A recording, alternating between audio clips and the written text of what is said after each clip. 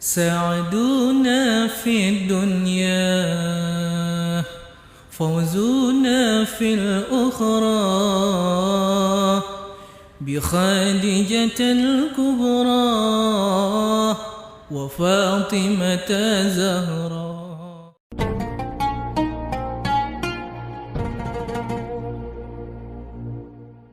Jadi kula suwun seperti keinginannya Rasulullah sallallahu alaihi wasallam.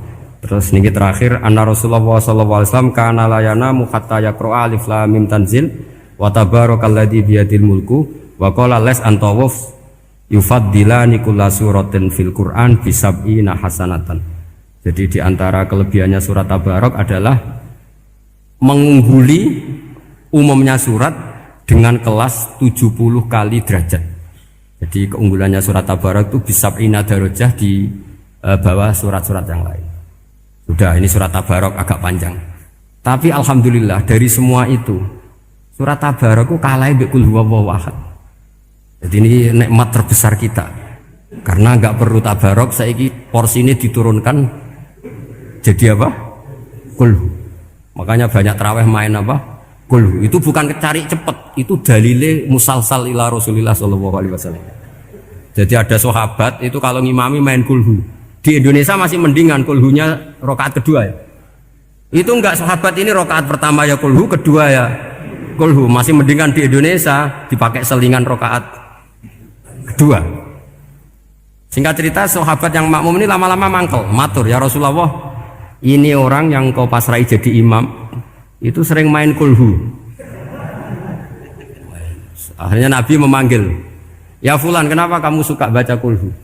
Li'annaha sifatur rahman, karena dalam surat kulhu itu semuanya menerangkan sifatnya Allah Ta'ala. Maka saya suka itu. Nabi saat itu juga dapat wahyu, ya Muhammad kasih tahu orang itu, inni uhibbu, saya suka dia karena dia suka kulhu. Nah, itu aja hafalkan itu. Jadi itu riwayat yang lebih menggembirakan itu. Jadi enggak usah Tabarok, cukup apa? Kulhu. Dan itu lebih mutawatir. Makanya kalau legenda dunia kiai itu kan ini ada cucunya Sayyidina Ali. Tuh, siapa yang bisa khatam Quran sekian menit, yang menang Sayyidina Ali ya, karena baca kulhu sampai 3 kali, yang dianggap takdilul Quran, sudah sama dengan baca Quran. Jadi ini ijazah terakhir, ini jadi porsinya tambah turun. Saya itu suka. Saya itu punya banyak penggemar lah di Jogja, di Jakarta. Memang agama ini harus mudah. Saya itu kalau baca kulhu itu sampai nangis. Nangis saya bukan karena faham atau haru, itu enggak. Sebaik itu Allah. Masa gara-gara hafal kulhu, main kulhu dicintainya? Ya karena memang Allah itu benar-benar zat yang baik. Makanya saya punya teman itu kurang ajarnya Masya Allah. Kalau tes ditanya rukun Islam berapa, nawakidul wudhu berapa, muftitatus sholat berapa, semuanya dijawab la ilaha illallah. Terakhir ditulis kafir Pak, sama anak nyalahno iki. Nyalahno la ilaha illallah kafir apa ndak? Gurune bingung kan akhir. Di ek iku la ilaha illallah kok di ek. Akhirnya bocah diceluk, "Cung maksudem piye? Mun sampean wani ngeek Pak, kafir Pak." Akhirnya sugahno ribet-ribet. Pertanyaan apa saja? Ma mubtilatus sholat la ilaha illallah. Nah gitu wudu ya. Tapi jangan tiru loh. Lah gurune kok pengen kawani kafir. Siapa yang berani ngeek la ilaha illallah? Yo namanya sing beli. Angin belinge itu disurati wong tuane. Kalau nu mondok sarang era kuno, dadi ijek lugu wong. Surati wong tuane, kowe gak susah, wong tuamu disurati. Tenang ya Gus, bapakku buta huruf. Dadi wis disurati, gak ngefek wong bapake buta huruf.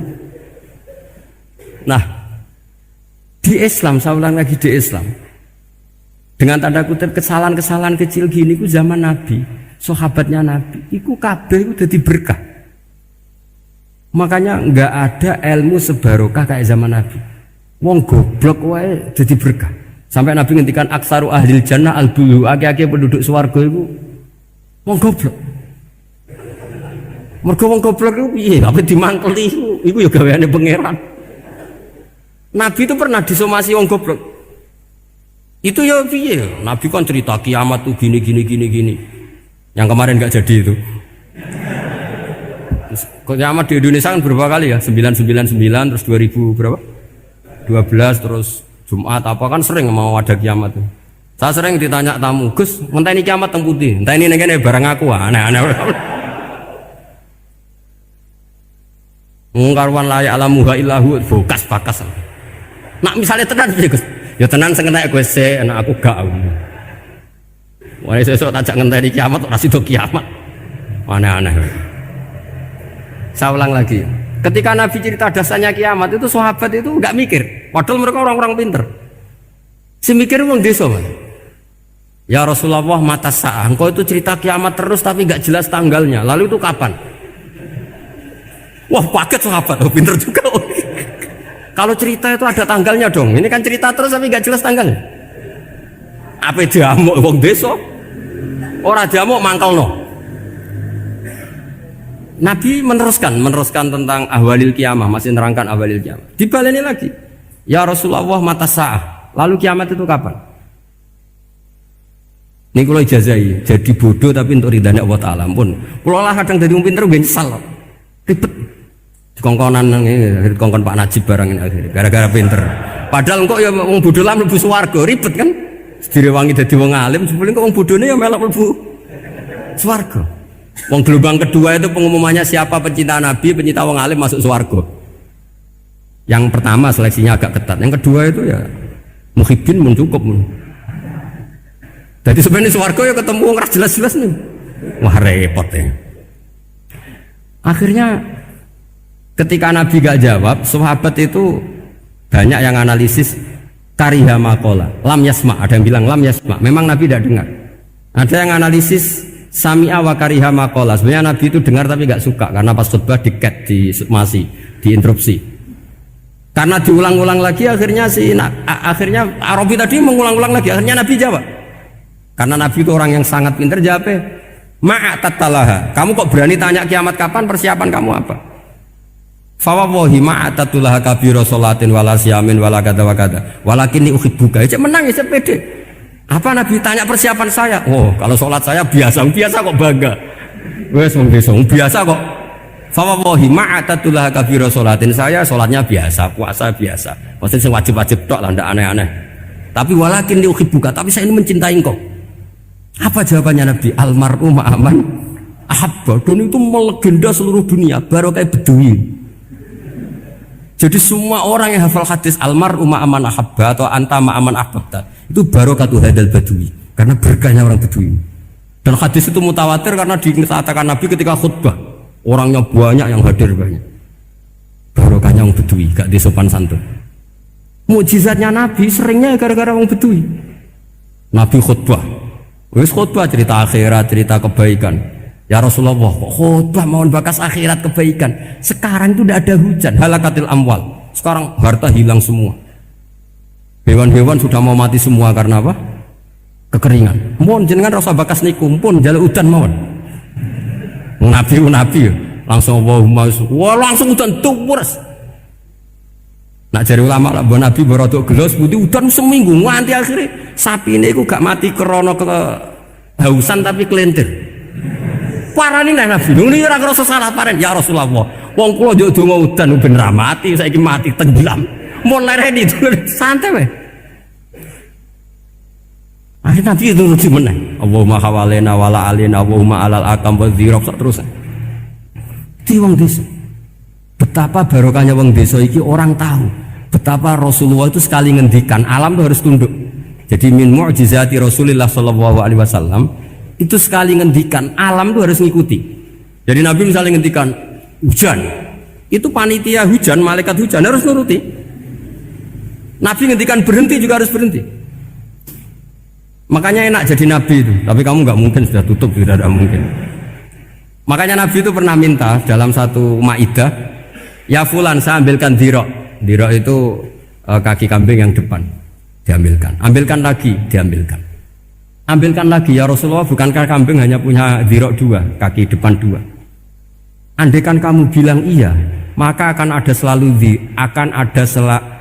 selalu ada dirok selagi aku minta-minta. Karena alam ini akan mengikuti. Jadi Nabi misalnya mau dahar gitu ya, kok Nabi ngendikan ya Jabir ini jangan kamu entas, yang entas harus saya. Ini cukup untuk makan orang banyak. Nabi sekali ngendikan cukup. Nasi ini punya konstitusi, harus cukup. Karena Nabi ngendikan cukup. Itu hebatnya Nabi. Beliau punya spesial. Alamnya harus nurut sama beliau. Makanya disebut wadhabu wal ghazala yasyadani laka birrisalah. Semuanya itu harus tunduk. Nah, akhirnya syafaat-syafaatnya Nabi itu gara-gara desa-desa. Saya itu pengagum wong Buddha ya, termasuk hadisul Arabi tadi. Ada orang desa tanya, ya Rasulullah nanti kalau saya mati itu yang ngisap siapa ya? Allah ya. Wah bagus lah, terus langsung mulai.